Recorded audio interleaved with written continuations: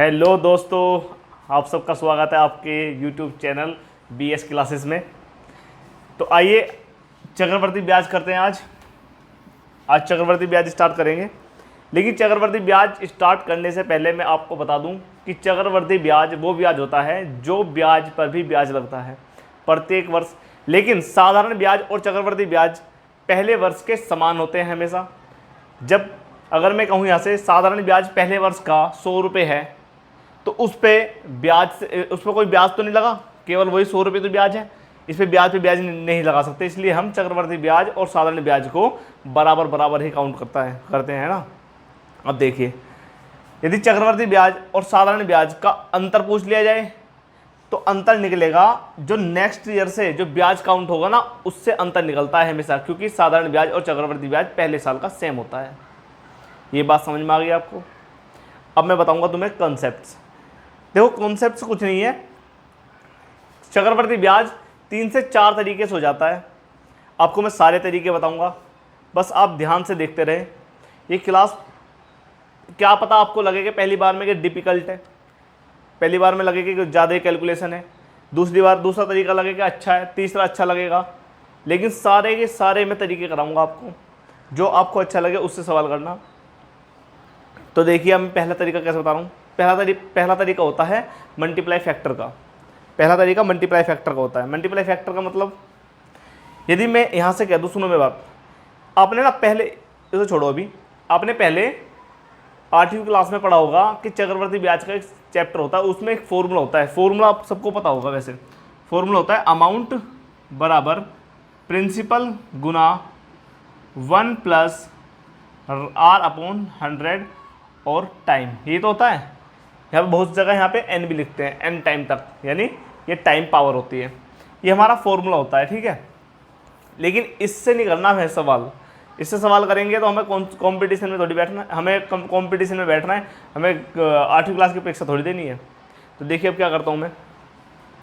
यदि मैं कहूँ यहाँ से, मुझे यहाँ से इस वाले फॉर्मूले से हमेशा अमाउंट यानी मिश्र धन ही निकलता है, हमेशा मिश्र धन ही निकलेगा इस वाले फॉर्मूले से। यदि मैं कहूँ यहाँ से, मुझे बताइए, मुझे अमाउंट ज्ञात करना है, लेकिन मुझे प्रिंसिपल दे दिया कितना, 100 रुपये। मुझे 100 रुपये प्रिंसिपल दे दिया है, इस पे बेस करके बता रहा हूँ, लेकिन करना इससे नहीं है, बता रहा हूँ केवल।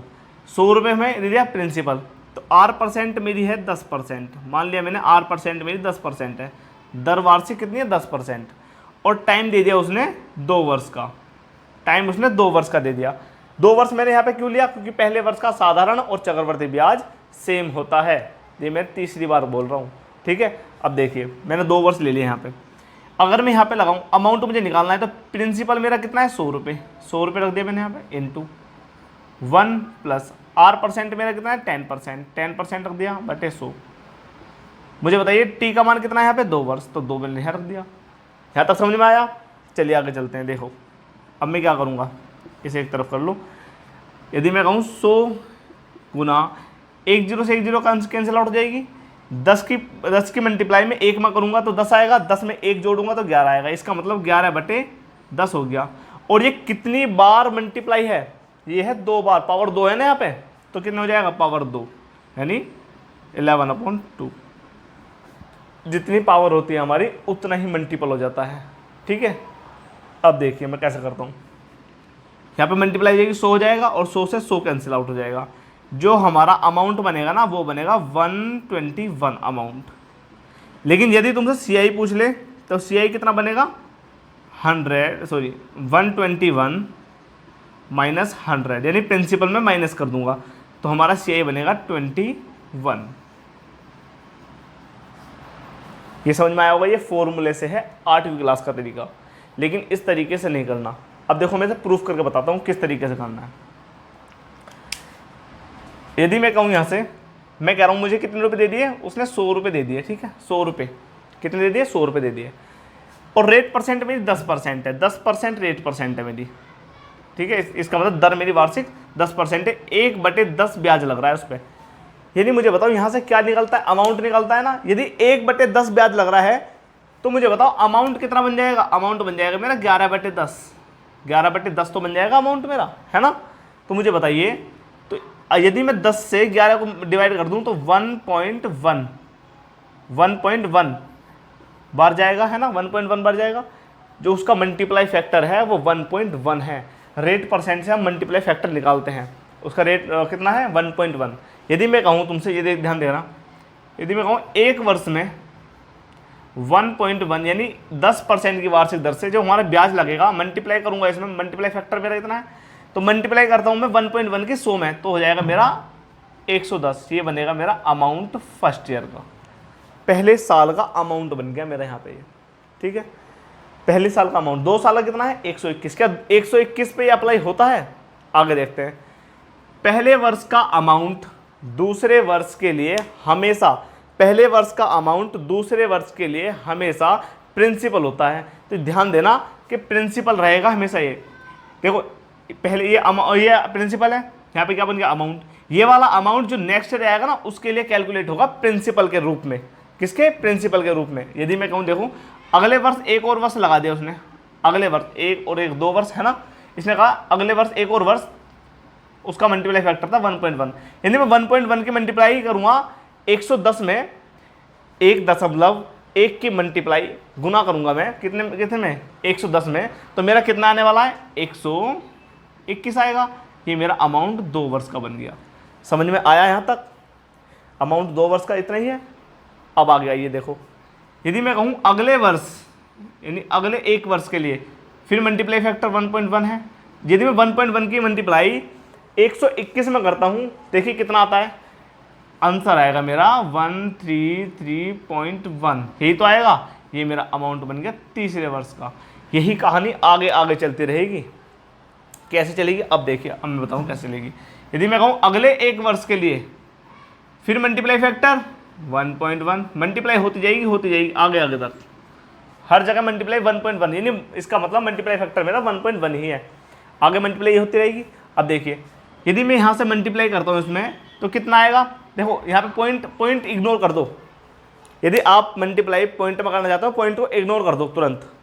यहाँ पे तो 11 की मल्टीप्लाई कितने में कर दो, 1331 में कर देते हैं। 11 एकम 11, 11 का 1 आएगा यहाँ पे, हासिल बचेगा मेरा कितना, हासिल बच जाएगा मेरा कितना 1। 11 त्या 33, 33 और 1 34, 34 का 4 आ जाएगा, हासिल मेरे 3 आ जाएंगे, है ना। 11 त्या 33, 33 और 3 मेरा कितना बचेगा 36 हो जाएगा। 36 का 6 कर दूंगा मैं, हासिल मेरा 3 हो जाएगा, ठीक है। 11 एकम 11, 11 और 3 कितना होता है, 11 और 3 14 हो जाएगा। अब मुझे बताइए, यहाँ पे पॉइंट का खेल भी तो था, दशमलव भी तो है यहाँ पे। तो देखो 1 और 2, 2 के बाद दशमलव है, तो यहाँ पे केवल कुछ नहीं करना, 2 के बाद दशमलव लगा दो। 1 और 2, 2 के बाद दशमलव लगा दो, यानी अमाउंट मेरा 4th ईयर का आ जाएगा मेरा 146.41। यहाँ तक आपको समझ में आया? ये है मेरा मल्टीप्लाई फैक्टर मेथड है ये। समझ में आया आपको? मल्टीप्लाई फैक्टर मेथड यही चलता है।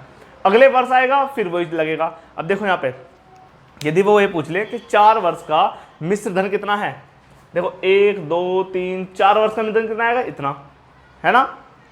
1 2 3 का कितना आएगा, इतना।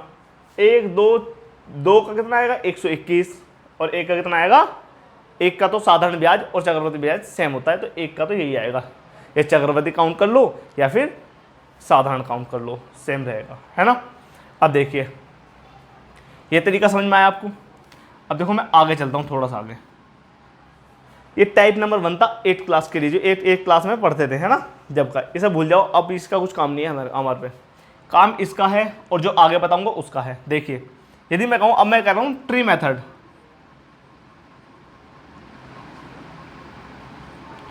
ट्री मेथड देख लो कैसे करता हूँ मैं। ट्री मेथड कैसा होता है, यदि मैं कहूँ तुमसे, उसने कहा 100 रुपये है, कितने थे 100 रुपये, मैंने मान लिया 100 रुपये है। 2 वर्ष का अमाउंट कितना बन रहा है, इतना, है ना। 2 वर्ष का बन रहा है, 3 वर्ष का बन रहा है, 4 वर्ष का बन रहा है, हमें नहीं पता। 3 वर्ष का इतना है, 2 वर्ष का इतना है, 1 वर्ष का इतना है, 4 वर्ष का इतना है, उतना है उतना बनेगा यहाँ पे भी। ट्री मेथड, अगर ये मेथड समझ में आ गया ना, सारे क्वेश्चन हो जाएंगे सारे तरीके के। अब देखो कैसे करता हूँ मैं। यदि मैं कहूँ 100 रुपये दिए है उसने, कितने 10% वार्षिक दर पे, 10% वार्षिक दर 100 रुपये दिए है। यदि मैं कहूँ 2 वर्ष का टाइम उसने कितना दिया है, 2 वर्ष, 2 वर्ष उसका टाइम है। यदि 10% से हमारा ब्याज कैलकुलेट हो रहा है, तो इसका मतलब 1/10 हमारा ब्याज लग रहा है, ठीक है। 100 पर 1/10 लगेगा तो कितना लग जाएगा 10 रुपये। 1/10 निकालता हूँ मैं किसका 100 का, 100 का 1/10 करूँगा 10 रुपये मिलेगा मुझे पहले वर्ष का। पहले वर्ष का साधारण ब्याज है और चक्रवर्ती भी यही है क्योंकि सेम होते हैं दोनों। यदि वो दूसरे वर्ष आएगा तो 1/10 देगा, यहाँ पे 1/10 देगा और यहाँ पे कितने रुपये दे देगा 10 रुपये। क्या ये चक्रवर्ती हो गया? नहीं हुआ, साधारण साधारण चल रहा है अभी। उसने कहा यदि मैंने मूलधन पे तो दे दिया ब्याज, मैंने मूलधन पे तो कैलकुलेट कर दिया ब्याज, लेकिन अभी मुझे ब्याज कैलकुलेट करना है ब्याज पे भी। मेरा ब्याज पे ब्याज क्या है, मेरा ब्याज कितना लगा था पहले वर्ष 10 रुपये, तो मुझे इस पे भी 1/10 रुपये चाहिए ब्याज। तो कितना आएगा 1 रुपये। इसका मतलब जो हमारा अमाउंट बना है वो कितना है, देखो ब्याज तो बना है मेरा 10 और 10 20 और 1 21, यानी CI कॉम्पाउंड इंटरेस्ट मेरा बन रहा है 21 रुपये, ठीक है। और मेरा अमाउंट यानी कॉम्पाउंड इंटरेस्ट का अमाउंट कितना बन रहा है 21, तो ये हो गया और 100 इसमें जोड़ दो। इसका मतलब साधारण ब्याज और मूलधन, ब्याज और मूलधन क्या होता है मेरा अमाउंट होता है, मिश्र धन होता है। तो कितना हो जाएगा यहाँ पे 121। क्या 121 ही आ रहा था पहले भी, 121 यहाँ है, 121 यहाँ है, 121 यहाँ है। सारे तरीके बताऊंगा, ये वाला समझ में आया? अभी बेसिक से कर रहा हूँ मैं, ठीक है। ये तरीका आपको समझ में आया होगा। देखो कैसे कर रहा हूँ, दोबारा देखो। 100 रुपये पर 1/10 ब्याज लगेगा तो 10 रुपये ब्याज लगेगा पहले वर्ष। 100 रुपये पर दूसरे वर्ष जब ब्याज लगेगा तो 1/10 लगेगा, लेकिन मूलधन पे तो लग गया, वो ब्याज पे भी तो ब्याज चाहिए उसे, चक्रवर्ती काउंट हो रहा है तो ब्याज पे ब्याज लगाऊंगा 1/10 तो 1 रुपये लगेगा। इसका मतलब टोटल जो मेरे यहाँ से यहाँ तक है ये 10 और 10 और 1, ये 21 रुपये CI है चक्रवर्ती ब्याज। अब देखिए यदि वो पूछ ले अमाउंट कितना है, तो अमाउंट मेरा कितना आएगा 121, क्योंकि मैं उसमें 100 भी जोड़ दूंगा, 121 आया, ठीक है। अब मैं आगे चलता हूँ, अब चलते हैं हम रेशो मेथड पे। देखो रेशो मेथड क्या कहता है, रेशो मेथड क्या कहता है। यदि मैं कहूँ, उसने कह दिया 100 रुपये दे दिया उसने, 100 रुपये, ठीक है, 100 रुपये उसने दे रखे ब्याज के तौर पर, ऋण के तौर पर 100 रुपये दे रखे, और रेट परसेंट ये मेरा प्रिंसिपल है, और जो मेरा रेट परसेंट है ना वो 10% है, रेट परसेंट मेरी 10% है, ठीक है। यदि मुझे बताओ, सुनो, मैंने कह दिया कि 10% की फ्रैक्शन वैल्यू होती है 1/10, है ना, इसको मैं लिख सकता हूँ 1/10। 10 से पहले वर्ष में एक ब्याज लगा तो अमाउंट मेरा बन गया 11, ठीक, ये रेशो मेथड है, ध्यान देना।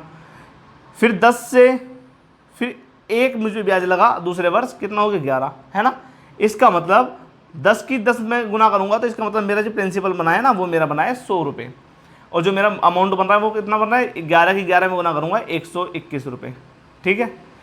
अभी देखना आगे, 100 रुपये हमारे अकॉर्डिंग है और उसके अकॉर्डिंग कितने हैं 100 रुपये, तो इसका मतलब 100 यूनिट का मान 100 रुपये है। तो 1 यूनिट का मान कितना आएगा, 1 यूनिट का मान 1 रुपये आएगा। मुझे कितने का चाहिए, मुझे अमाउंट ज्ञात करना है, तो अमाउंट ज्ञात करने के लिए मैं क्या करूंगा, अमाउंट की गुना कर दूंगा। इधर अमाउंट आता है, इधर मूलधन आता है, और दोनों का डिफरेंस होता है जो, वो होता है मेरा ब्याज। अब मैं यहाँ से करता हूँ कितने की 121 की गुना, तो इसका मतलब 121 मेरा अमाउंट बन गया, ठीक है। अब ब्याज कैसे निकलेगा, 1 की गुना इन दोनों के डिफरेंस में, यानी इसका मतलब 21 में ये मेरा कितना है, ये मेरा क्या है CI तो है, चक्रवर्ती ब्याज कॉम्पाउंड इंटरेस्ट, तो इसका मतलब 1 की गुना करूंगा तो 21 आएगा मेरा क्या CI कॉम्पाउंड इंटरेस्ट। ये समझ में आया आप लोगों को अच्छे तरीके से, बिल्कुल। देखिए ये वाला मेथड फेल हो जाता है आगे जाके, ये ध्यान रखना। अगर चक्रवर्ती ब्याज केवल पूछ रखा हो तो लगा दो इसे, यदि इसमें ऐसे पूछ लेना कि चक्रवर्ती ब्याज और साधारण ब्याज का अंतर बताओ तो फेल है ये इससे होगा ही नहीं वो सवाल। यहाँ से हो जाएगा वो सवाल, यहाँ से हो जाएगा वो सवाल, और यहाँ से करना नहीं है हमें, यहाँ से करना नहीं है, हो तो जाएगा इससे सारे होंगे, लेकिन करना हमें इससे नहीं है। ये हमारा 8वीं क्लास का मेथड है, इस 8वीं क्लास को छोड़ दो, अब तुम बड़े हो चुके हो, ठीक है। ये तरीका करना है और ये तरीका करना है, इन दोनों तरीके से पूरा पूरा चैप्टर उधेड़ दूंगा मैं, ध्यान देना बस मेरी क्लास पे। तुम चलते रहो मेरे साथ आगे आगे। चलिए तो बच्चों, यहाँ तक आपको समझ में आ गया। अब देखिए समझ में आने की बात ही नहीं होती कि सारा समझ में आ गया अभी से, अभी कुछ इतना समझ में नहीं आया होगा तुम्हें। जब मैं जिस टाइम क्वेश्चन लगाने शुरू करूँगा ना, और मैं यहाँ पे मल्टीप्लाई फैक्टर का प्रयोग करूँगा, ट्री मेथड का प्रयोग करूँगा और रेशो मेथड का प्रयोग करूँगा, तब जाकर आपको टैकल करना समझ में आएगा कि हमें कौन सा मेथड कौन से सवाल में लगाना है ना। इसलिए मैं क्वेश्चंस कराऊंगा आपको, तो ध्यान से करने हैं, बस मेरे साथ जुड़े रहो बस आप। अब देखिए आपने ना ये वाला मेथड, ये जो है ना ये फॉर्मूला, ये आपने पढ़ा तो होगा, लेकिन आज तक किसी को ये नहीं पता होगा कि ये आया कहाँ से है ना। ये आना भी तो जरूरी है कि कहाँ से आया। कोई पूछ ले कि ये वाला मैटर है जो वो बना कहाँ से है, बताओ मुझे। ये बनेगा ऐसे। अब देखो मैं बताता हूँ तुम्हें कैसे कैसे बनता है, कैसे करते हैं।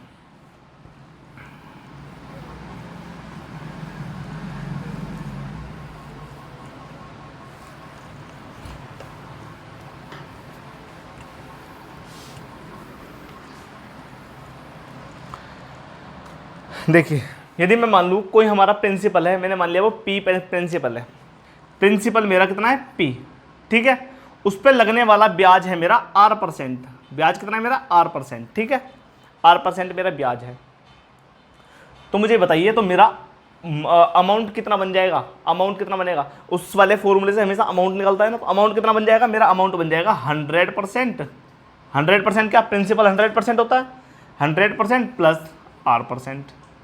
बताओ 100% की फ्रैक्शन कितनी होती है, एक होती है 100% की फ्रैक्शन। इसका मतलब 100/100 कैंसिल आउट करूंगा, एक आएगा ना, आएगा, है ना। बचपन याद कर लो। देखो अगर मैं कहूँ तुमसे यहाँ पे कितना आएगा, 100% की फ्रैक्शन वैल्यू एक, इसका मतलब ये हो जाएगा कितना, 1 + R%। इतनी बात समझ में आई। चलिए अब देखते हैं हम। यदि मैं कहूँ P पर कोई ब्याज लग रहा है 1 वर्ष का, P पर कोई ब्याज लग रहा है 1 वर्ष का, तो कितना हो जा रहा है, वो हो जा रहा है 1 + R% हो जा रहा है। हो गया ना, 1 वर्ष के लिए इतना हो गया।